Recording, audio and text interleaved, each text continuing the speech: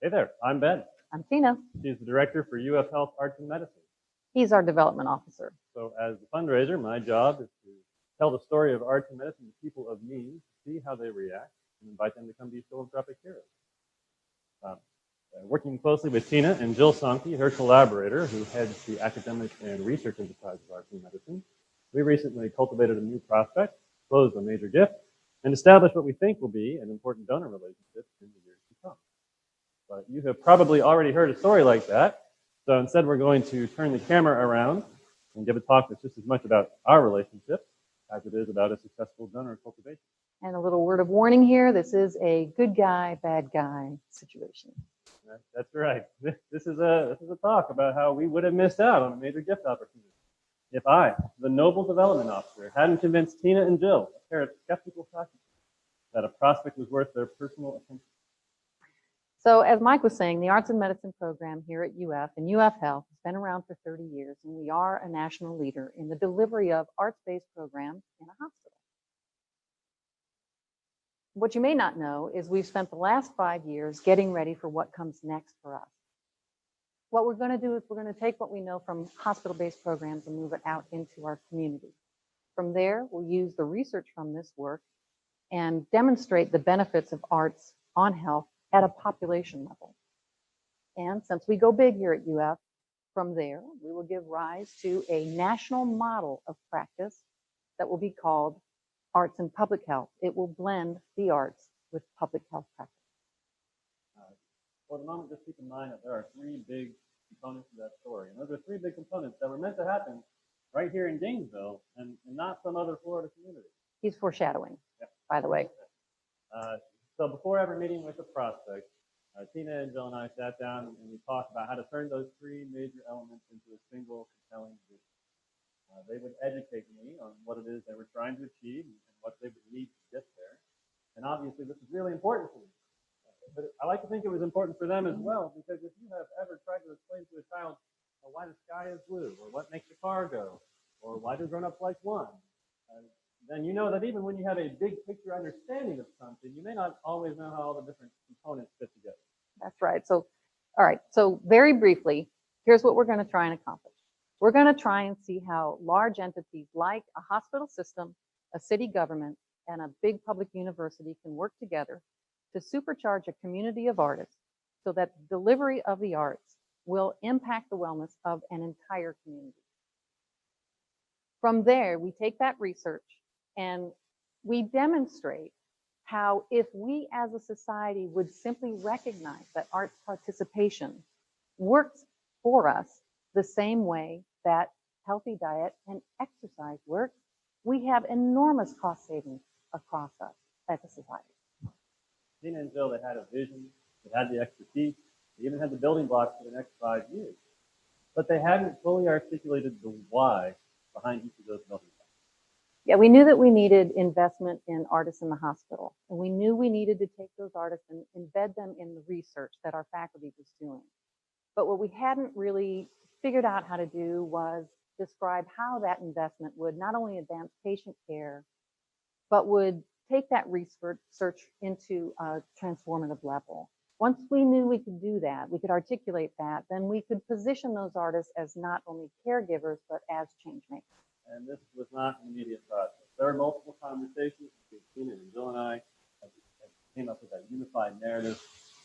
And once again, the heart of that vision is to take the arts and health programming from the hospital, expand it out into the community, prove the health impact of that through research at the population level, and ultimately give rise to a national model of transformative practice. And importantly, at this point, we were kind of like that old story about the three blind men and the elephant, where each of them is touching a different part of the elephant and they think they see something completely different. And like that, we each had our own bias. Tina was focused on the practical work of the artist, Jill on the community research initiative, and I was really drawn to the national potential for the model there. So really, what's the risk if you are focused on one part of the story, but there's often opportunity around another part of the story, and it's that you might just miss that opportunity altogether, and that certainly could have happened in our case. That prospect, back to the prospect, Tina and Jill, they agreed to a first visit with our prospect, someone who was actually being introduced to us by another donor altogether. And it was early in the qualification process, but I had enough information at that point that I had a sense, gut feeling for potential. Tina and Jill, though, were a little more skeptical. You have to understand, Ben was asking us to go to a meeting, meet somebody brought forward by one of his donors that really wasn't even interested in medicine. Like, okay, we'll do this. We'll do this because Ben has been doing all the work in trying to understand what Jill and I were trying to accomplish with the arts and medicine program. So we get to the meeting, and frankly, I hear exactly what I think I'm going to hear. I hear somebody who is really excited about arts and medicine, who wants us to come to her community and help her build a program.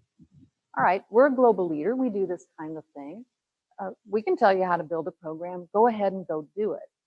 Her aspirations to us at that time felt very narrowly focused, very well intended, but not really something that would accomplish our goals. And so for me, I felt a little bit like this could be a distraction at a really critical moment. And after that visit, I could have walked away. I could have tried to eke out a one-off gift.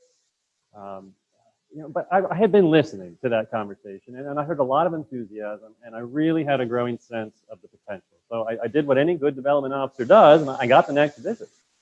I went out to the prospect's offices, the gallery and the studio, where she was assembling her own team of community-minded artists. I got the tour, I asked the questions, I talked up Tina and Jill, and what I heard back from our prospect was that she thinks big, really. Sure, she was focused on making an impact in her local community. That was priority one. But more than that, she really lit up over the potential to make a national level impact.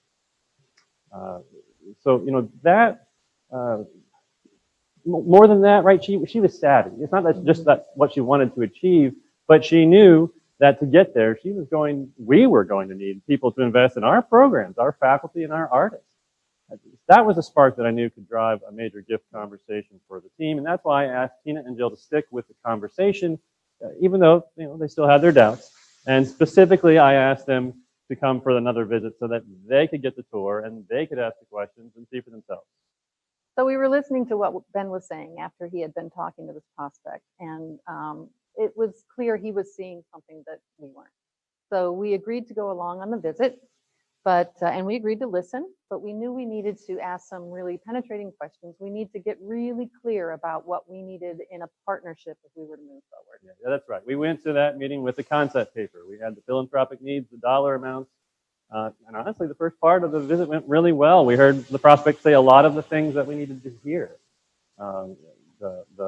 Sure, right, her immediate focus was on her community, but more than that, she wanted to help elevate her community so that they could help lead the arts and health movement at the national level.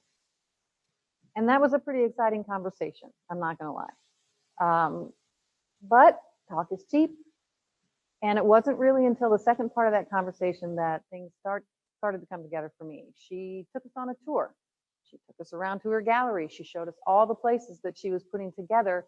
And what we realized was she was, in fact, putting together a large scope of practice with a big mission of serving her entire community. And for me at that point, I think it was a realization that this donor and Jill and I, we were speaking the same kind of language around community activation. That visit was the first key ingredient. It made a big difference for Tina.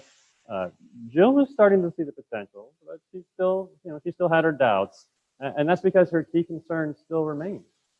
Sure, philanthropic funding would be really impactful, but she already had a perfectly good research plan. She already had some big deal funding institutions backing that plan. Why go to all the trouble of establishing an entirely new community?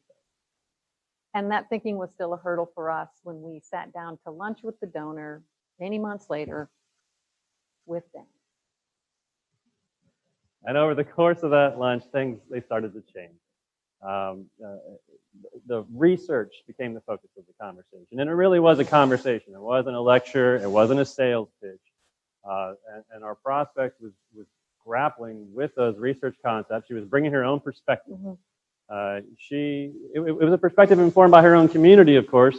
And because of that, she was actually able to raise questions that maybe couldn't be fully addressed solely in Gainesville. Yeah, and that was, I think, the key for us. We started to realize that this wasn't just a donor we were sitting with, this was a partner. This was somebody who had big vision, who wanted to head for those aspirational goals, the same goals that we had, and we could do it together. So Jill and I knew we needed to step back, get out of the way, and let Ben do his job. That's right. I made the ask, and we got the answer we wanted, and it felt great. But of course, this is not a talk. Remember, I said this is not a talk about how to close a major gift. And it's not a talk about how to get your faculty to go along with your ideas so that you can hit your fiscal goal. Not that anybody listening here today would do anything like that. What this was, I hope for you, a conversation about how we began to understand that Ben's work in understanding what we wanted to do and taking that information to the donor led to a way that we could coalesce around the idea and common goals. It really was an investigation of what did we think, what did she think, and how could we work together. And that was Ben's pathway to making this work. So our hope is that our experience will help you build an active partnership with your faculty, or your development officer, starting with a series of conversations around how to tell your faculty members' vision, the story of that vision, to a philanthropic audience. And with that, as a shared understanding, you can avoid spending time on the wrong prospects and help your faculty see opportunities that they might otherwise have missed. And ride off into the sunset together. Thank you.